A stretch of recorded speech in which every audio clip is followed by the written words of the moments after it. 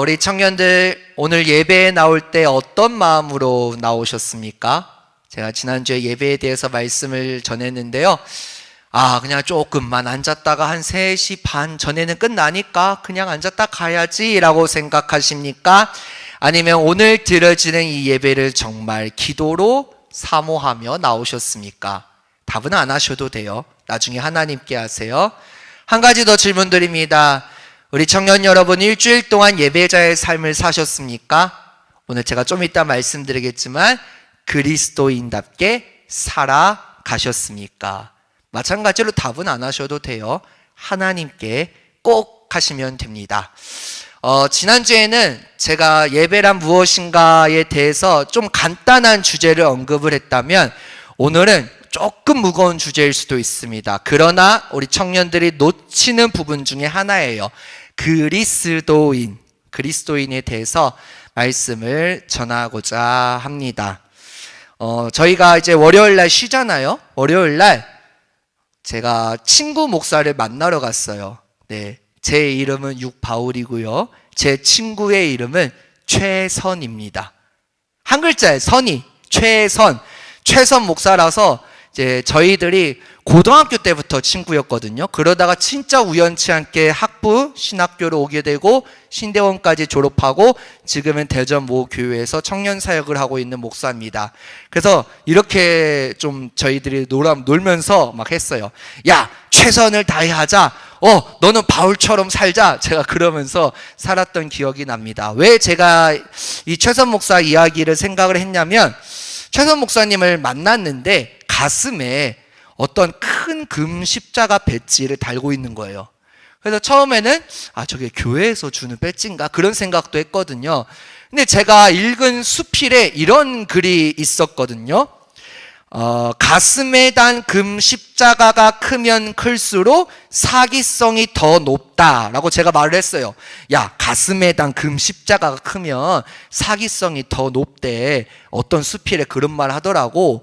그러니까 우리 최선 목사님이 표정이 어두워지더니 갑자기 금 십자가 배지를 몰래 숨기는 거예요. 왜 제가 이런 이야기를 들었냐면요. 물론 그 수필의 말이 진짜인지 아닌지는 모릅니다. 확실한 거는 복음은 아니에요. 본질은 아니에요. 그런데 금 십자가 배지를 그게 진실이든 거짓이든 숨겼다는 거예요. 이런 이야기를 드리는 이유는요. 여러분은 그리스도인입니다. 그리스도인이라면 가진 바 여러분의 이름을 자랑하며 또 그 이름을 높이며 살아가는 사람들임에 틀림이 없는데 그 이름을 부끄럽게 생각하게 될 때가 있다는 거예요. 여러분, 만약에 그 이름을 부끄럽게 생각하게 되었다면 무엇인가 잘못되었다는 증거이며 심지어 아까 예화 때 살짝 언급한 가슴에 단 금 십자가가 사기성의 표식이 되었다면 더욱 심각한 문제라는 거예요. 더 쉽게 말씀드리면 하나님의 이름을 업고 살아가는 자와 하나님의 이름을 삶의 수단으로, 삶의 방법으로 이용하는 자, 그리스도인 그 이름만을 항상 도용하는 자가 많다는 말입니다. 여러분, 그리스도인이란 이름 때문에 영광을 받으며 존경도 받고 없는 신임도 얻게 되는 그런 사람을 말해요. 정말 그런 사람이 그리스도인일까요? 성경은요, 그런 사람들을 십자가의 원수라고 말씀하십니다.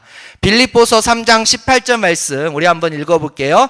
내가 여러 번 너희에게 말하였거니와 이제도 눈물을 흘리며 말하노니 여러 사람들이 그리스도의 십자가의 원수로 행하느니라. 아멘. 사도 바울이 빌립보 교인들에게 보낸 편지예요. 그런데 여러 번 말을 했어요. 그리고 눈물을 흘리면서 말합니다. 여러 사람들이 그리스도의 십자가의 원수로 살아간다는 말이죠. 즉 그리스도인이라고 자처하나 실상은 예수님과 아무런 상관이 없는 자로 그리스도의 십자가의 원수로 살아가는 사람들이 지금도 너무 많다는 거예요. 여러분, 여러분의 모습을 한번 생각해 보십시오. 여러분은 그리스도인입니까? 아니면 혹시 여러분의 모습 가운데 십자가의 원수로 살아가는 모습들이 있지 않습니까? 그렇다면 십자가의 원수는 누구를 말하는 것일까요? 제가 계속 강조합니다. 그리스도인 척하는 사람이에요. 즉 땅의 일만 생각하며 오늘 일만 생각하며 내게 주어진 일만 생각하며 고민하는 자들. 물론 여러분 이 땅에서의 삶도 중요합니다. 그러나 우리는 나그네로 왔다는 걸 잊지 말아야 돼요. 그 고민이 깊어지면 깊어질수록 하나님께 대한 원망과 불평만 가득하고 감사의 고백은 없는, 내게 주어진 일만 생각하는 자들이 십자가의 원수라는 겁니다. 소위 그 이름을 모욕하며 그 이름을 죽이며 살아가는 그리스도인들이 많다는 말씀이에요. 죄송합니다. 이 부분은 저와 여러분도 포함됩니다. 그렇다면 반대의 뜻을 알아봐야겠죠. 그리스도인이란 어떤 사람을 그리스도인이라고 말하는 걸까요? 본래 그리스도인이란 안디옥 교회에서 처음으로 붙여진 이름이라고 사도행전 11장 26절 말씀은 이렇게 증거하십니다. 만남에 안디옥에 데리고 와서 둘이 교회에 1년간 모여 있어 큰 무리를 가르쳤고 제자들이 안디옥에서 비로소 그리스도인이라 일컬음을 받게 되었더라. 아멘. 여러분, 이 그리스도인을 헬라어로 말씀드리면 크리스티아누스에서 영어 크리스찬이 나온 거예요. 이 그리스도인이란 쉽게 말씀드리면 그리스도의 사람들이란 뜻이 있습니다. 즉 예수님께 속한 자, 예수님의 소유가 된 자를 그리스도인이라고 말씀드릴 수 있어요. 그런데 여러분, 처음에는요, 저 그리스도인이라는 이름이 절대로 좋은 뜻으로 붙여진 게 아니에요. 이 이름은 그리스도인들을 존경하고 높이기 위하여 사용한 이름이 아니라는 겁니다. 예수를 따르는 무리들을 멸시하는 마음에서 농담, 멸시, 비웃음에 조롱하는 말투로 모욕하고자 붙여준 이름이었다는 거죠. 예수를 따르는 자, 예수께 속한 자, 예수밖에는 모르는 자, 예수에게 미친 자라는 뜻으로 부른 이름이에요. 예수쟁이, 예수장이라고 생각하시면 됩니다. 당시 유대인들의 입장에서 생각한다면 예수는 실패자였어요. 유대인들의 입장입니다. 세상의 철학으로 본다면 강자가 진리며 승리하는, 성공하는 사람이 의인이기 때문입니다.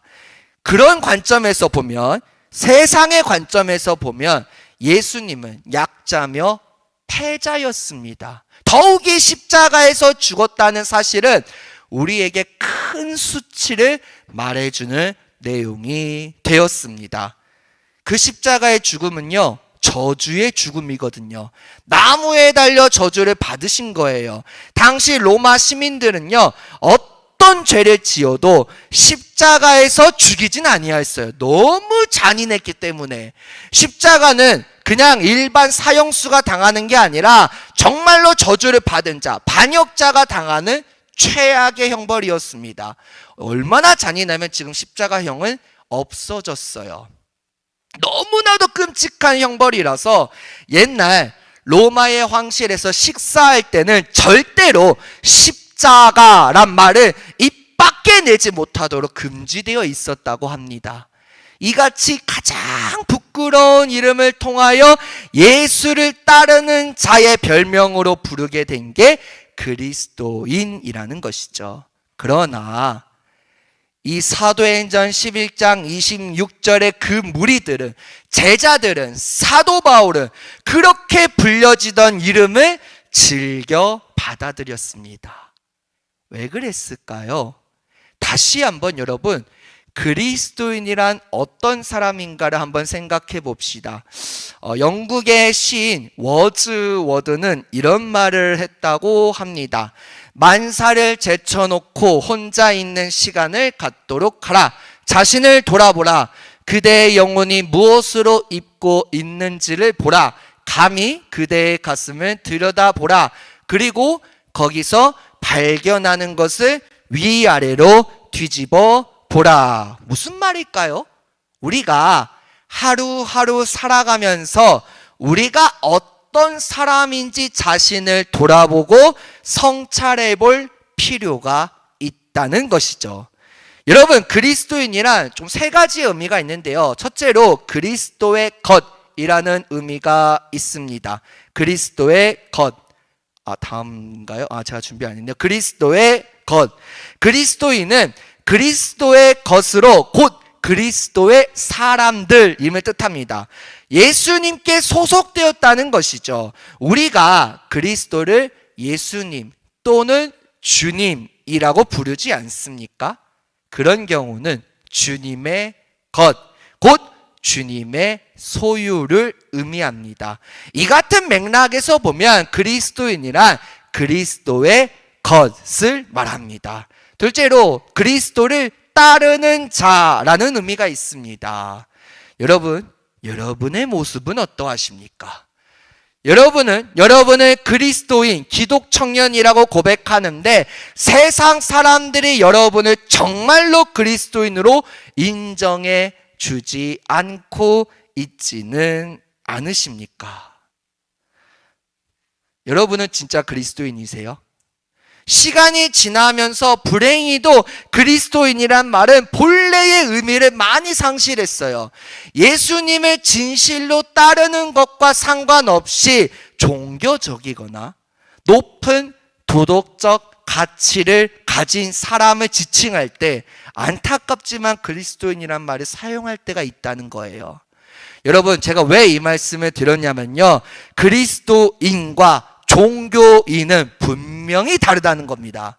얼마나 다르냐면요, 종교인들은 남들을 비판하기에 바쁘지만 그리스도인은 내가 어떤 사람인지 자기 자신을 먼저 돌아봅니다. 종교인은 말씀을 듣고 알아가는 것에 머물러 있지만 그리스도인은 그 들은 말씀을, 내가 아는 말씀을 실천하고 순종합니다. 종교인은 자신을 높이고 교만하려 하지만 그리스도인은 낮아지고 또 겸손해집니다.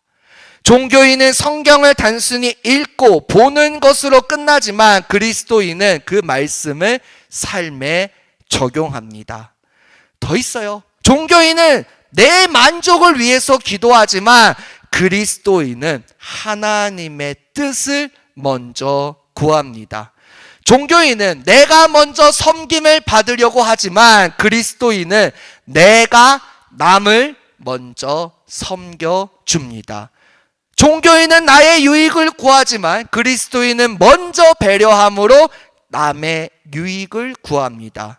종교인은 내 자랑, 자기 자랑을 늘어놓지만 그리스도인은 십자가와 부활의 복음만을 자랑하며 다닙니다. 종교인은 내가 드러나기를 원하지만 그리스도인은 내가 드러나는 것이 아니라 나의 주인이신, 나의 주님이신 예수님만이 드러나기를 바랍니다. 결론입니다. 종교인은 내가 주인이지만 그리스도인은 예수님을 주인으로 모십니다. 그 외에도 너무 많은데요. 시간상 생략을 할게요. 오늘 예배의 자리에 나온 청년 여러분, 여러분은 종교인입니까? 아니면 그리스도인이십니까? 예수 그리스도를 믿거나 신뢰하지 않는 사람들이 그저 교회를 다닌다고 스스로를 그리스도인이라고 여겨지기도 합니다. 그러나 교회를 다닌다는 것, 나보다 경제적으로 어려운 사람들을 구하는 것, 또는 착한 사람이 되는 것이 여러분을 그리스도인으로 만들어주지 않습니다. 여러분이 차고에 들어간다고 해서 자동차가 되지 않듯이 교회에 간다고 해서 그리스도인이 되는 것은 아닙니다. 교회의 일원이 되고 주일 예배나 청년부 예배에 정기적으로 참여하며 교회 일에 헌신한다고 해서 여러분이 그리스도인이 되는 것이 아니에요. 그리스도인은 하나님에 의해 거듭난 자이며 예수님만을 믿고 신뢰하는 자가 그리스도인이에요. 진정한 그리스도인은 오늘도 우리의 죄값을 치르기 위해 십자가에서 돌아가시고 3일 만에 부활하시고 다시 오실 예수님을 진짜로 믿는 자들입니다. 참된 그리스도인은 하나님의 자녀이고 그분의 참된 가족의 일원이며 예수님 안에서 새 생명을 얻은 자들이 그리스도인이에요. 여러분, 무능한 종교인에서 막강한 그리스도인으로 돌아오십시오. 하나님의 마음입니다. 제가 이 부분을 좀 설명하기 위해 한 예화를 갖고 왔습니다. 어느 날 한 학생이 버스에 탔는데 어떤 할머니와 탑승을 하게 되었습니다. 그런데 이 학생의 할머니 옆자리에 앉았어요. 그런데 학생의 배가 뭘 잘못 먹었는지 너무 배가 아프고 그래서 방구가 나오려고 해요. 그래서 이 학생은 그래도 할머니 옆이니까 쪽팔리니까 신경을 곤두세우고 힘을 주어 참았지만 정말로 방귀를 끼기 일보 직전까지 간 거예요. 너무 참기가 힘든 거예요. 그래서 어떻게 해야 내가 안 쪽팔릴까? 참다가 한 방법을 찾아내는데요. 손가락으로 창문을 삐기 문지르며 약간 비슷한 뿡 소리면서 방귀를 꼈대요. 방귀 소리와 함께 창문을 문지르면서 그럴듯한 소리를 내요. 아싸, 아무도 안 봤지, 안 들켰지, 아싸, 성공했다 하는 생각이 들었습니다. 그런데 옆에 있던 할머니께서 이런 말을 했답니다. 학생, 소리는 그렇다 치고 냄새는 어쩔 거야. 네, 좀 우스꽝스러운 예화일 수도 있는데요. 여러분, 오늘날 여러분의 신앙생활도 이와 비슷하지 않을까요? 여러분 모양은 그럴듯하게 그리스도인답게 살아가는데 변화는 없고 썩은 냄새를 풍기고 있는 나의 모습이 있지 않은지 생각해 보세요. 여러분이 월요일부터 토요일까지 각자 삶의 자리에서 그리스도인의 모양만 있고 혹은 썩은 죄악의 냄새를 풍기지는 않는지 스스로 날마다 자기 자신을 돌아보아야 합니다. 오늘 예배의 자리에 나온 청년 여러분, 우리의 마음이 둔해서 주님을 볼 수 없을 때가 많아요. 하나님께서는 항상 여러분 곁에 계시거든요. 여러분 먼저 앞서가서 길을 인도하시고 여러분 뒤에서 그 길을 인도해 주시고 여러분 곁에서 친구처럼 항상 동행하고 계십니다. 그런데 우리의 마음이 둔해서 그 옆에 계시고 앞장서 계시고 뒤에서 밀어주시는 주님을 볼 수 없을 때가 너무 많습니다. 무엇이 문제일까요? 정말로 여러분의 믿음이 문제일까요? 이 땅에 살다가 너무나 바쁘게 살다가 주님 손을 놓치고 있었기 때문에요. 내 믿음이 문제가 아니라 내가 너무 바쁘게 살다 보니까 앞장서 가시는, 뒤에서 밀어주시는, 옆에서 동행하시는 친구 같은 아버지, 그분을 우리가 붙잡고 있지 않았기 때문이에요. 여러분, 제가 하나의 이야기를 좀 해드릴게요. 은혜라는 단어 아시죠?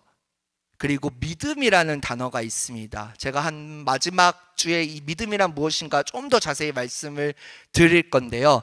여러분, 은혜는 자, 이게 여러분의 손이고 이게 하나님의 손입니다.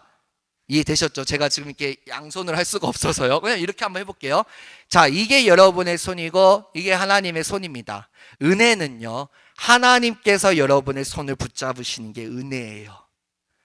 하나님께서 나 같은 자를 붙잡고 계시는 게 우리에게 은혜라는 겁니다. 그런 믿음은요, 우리가 하나님을 붙잡는 게 믿음이에요. 조금 더 기회가 되면 자세히 말씀드리겠습니다. 자, 오늘 본문을 다시 볼까요?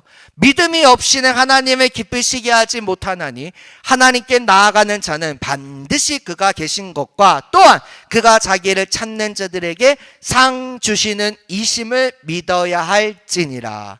하나님을 기쁘시게 하는 자들은요, 종교인이 아닙니다. 그리스도인 척하는 십자가의 원수들이 아닙니다. 정말로 예수님을 주인으로 모시고 그리스도의 것이 된, 그리스도를 따르는 자, 그리스도께 속한 자, 예수님의 십자가와 부활의 복음만을 자랑하는 자, 예수님만 따라가는 자, 그런 자들이 하나님을 기쁘시게 한다는 거예요. 왜요? 하나님께서 우리의 손을 놓으실 때가 있어요. 근데 하나님 내 곁에 계시긴 합니까? 내가 이렇게 힘든데 뭐하고 계십니까? 안 계셔 라고 생각할 때가 있지는 않으십니까? 여러분, 그럴 때 우리가 하나님의 손을 붙잡아야 돼요. 그 믿음이 없이는 하나님을 기쁘시게 하지 못합니다. 하나님께 나아가는 자는 반드시 하나님께서 여러분과 함께 하시는 것과 또한 찾는 자들에게 상 주시는 이심을, 표대를 향하여 하나님이 위에서 부르신 부름의 상을 향하여 달려가는 자들을 하나님께서 기뻐하신다는 거예요. 그런 자들이 진짜 그리스도인입니다. 하나님께서는 비록 여러분이 어려운 상황 가운데 있을지라도 오늘 주신 말씀 붙잡고 참된 그리스도인으로 살아가기를 원하십니다. 한 글을 가져와 봤습니다. 좋은 향기가 나니라는 글인데요.